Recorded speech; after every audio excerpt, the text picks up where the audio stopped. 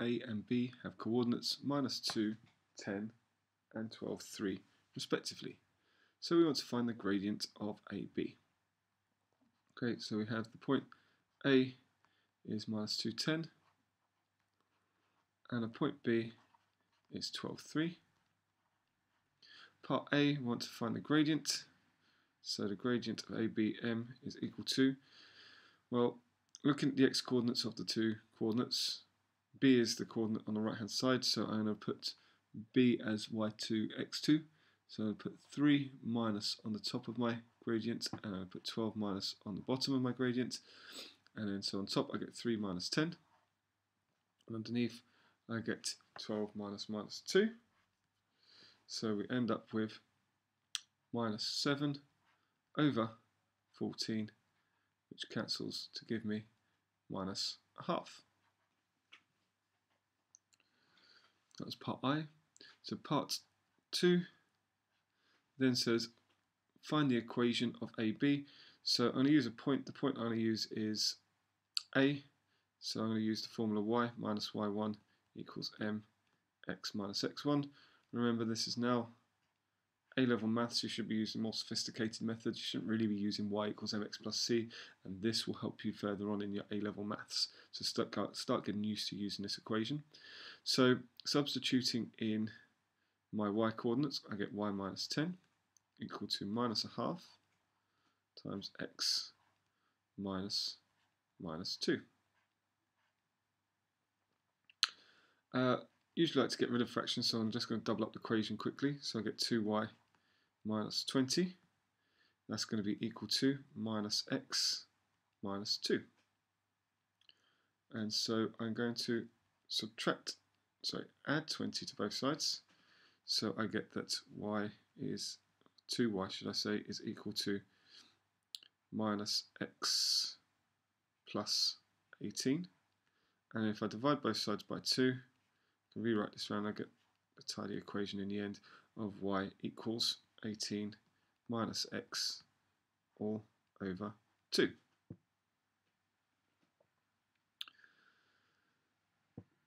Okay, part B,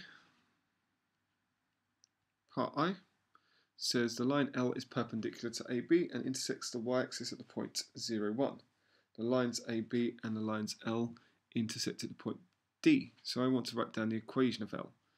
So first of all, the gradient of L, I need to find that using the gradient of AB since they are perpendicular. So what I know is the gradient of L, so let's call that ML, since they are perpendicular, will be -1 over the gradient of AB. So I get -1 over -1/2, which flip the fraction upside down, multiply by it, 2 negatives make a positive, I get a gradient of 2.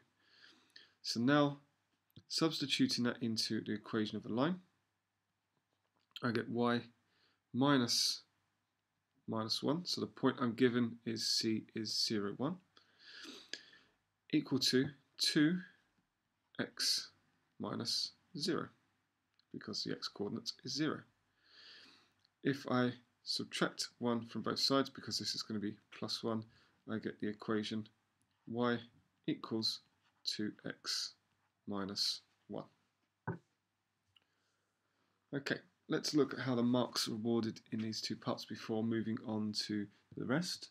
So initially, we've got a method mark if you've demonstrated that the gradient is the difference in y over the difference in x. And then we get an accuracy or answer mark if you've got that the gradient is equal to -1/2. Okay, there is a method mark if we've used some sort of correct method in order to find the equation of a straight line. And then there is an accuracy mark for actually getting down to get this equation of a straight line. So really we're talking about down here, but it accepts it from this point onwards. Okay, so in order to find the gradient, you get a method mark if you've used the idea of the relationship between the two perpendicular lines to get a gradient. And then finally working out the equation of L, we get an accuracy mark if we get the equation of L is y equals 2x minus 1. Okay, so let's continue on with part B. So part B says show that the coordinate D has the coordinates 4, 7. So what I need to do is I know that the equation of L was y equals 2x minus 1. I know the equation of AB was y equals 18 minus x over 2. So to show that the D has coordinates 4, 7, I need to solve these equations simultaneously. So I'm going to put them equal to each other. I get 2x minus 1 is equal to 18 minus x over 2. So I'm solving the equations simultaneously, and I multiply both sides by 2. So I get 4x minus 2 is equal to 18 minus x. I'm going to arrange the x's on the left hand side, so I'm going to add x to both sides. I'm going to arrange the constants on the right hand side, so I'm going to add 2 to both sides. So we get 5x is equal to 20, divide by 5, and I get that x is equal to 4, which is exactly as required. And so then what I want to do is sub into one of the equations. So I'm going to sub it into y equals 2x minus 1. So I get 2, lots of 4, minus 1, y equals 7. So therefore intersect at 4, 7 as required. Part 3 wants to find the length of AD and find the length of BD. So if we remind ourselves, the coordinate A was in fact, let's go back a second, coordinate A is minus 210, and the coordinate B is 12, 3. So then finding the length of the line AD, in order to do this, I'll write out the formula. The correct formula we should be using is x2 minus x1 all squared plus y2 minus y1 all squared. So the length of AD is going to be, so I'm going to take D as the second coordinate as it's further along in the x direction. So I'm going to get 4 minus 2 squared plus 7 minus 10 squared, which gives me 6 squared, which is 36, plus 3 squared, which is 9. I get root 45, and I can simplify this to root 9 times root 5, so 3 root 5. Length of BD. I'm not going to write the formula out again. I've already got it there for reference. So BD, the B coordinate is further along the x-axis, so I'll write that first. So it's going to be 12 minus 4 squared plus 3 minus 7 squared, which will give me the square root of 8 squared, which is 64, plus 4 squared, which is 16, square root of 80. This can be written as 16 root 5, which is then 4 root 5. Okay, so let's have a look to see how the marks were awarded in these parts of the question. So in order to get the point of intersection, we needed to get method mark is given for showing that we're going to do simultaneous equations, and then finally accuracy mark is if we get to the conclusion that they intersect at 4, 7. And it has to be convincing, so you have to show you're working and show how you've solved the simultaneous equations fully to get to this point. Nothing must be assumed. Okay, now in part 3 we get a method mark if we have correctly used the adaptation of Pythagoras' theorem to find the length between the two lines.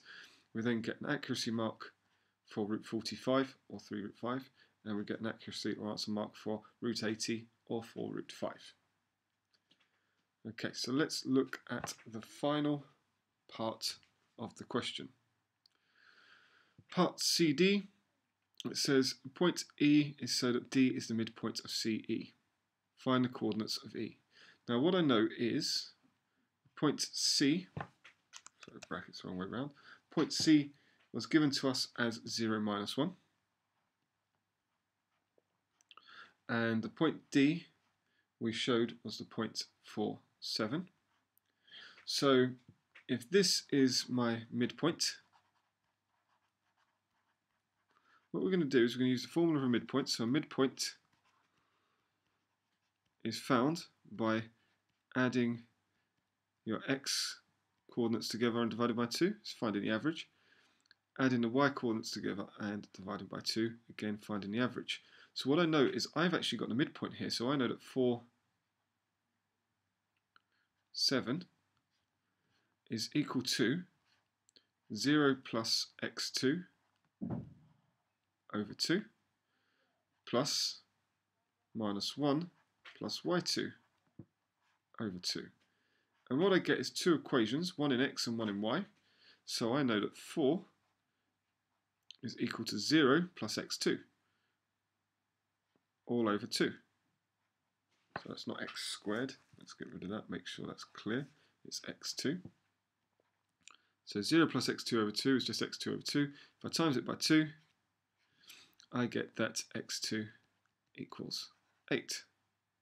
The other equation I get is that 7 is equal to -1 plus y2 over 2. So if I times by 2, I get 14 is equal to -1 plus y2. And then, so if I add 1 to both sides, I get that y2 equals 15. And so E is the point 8, 15.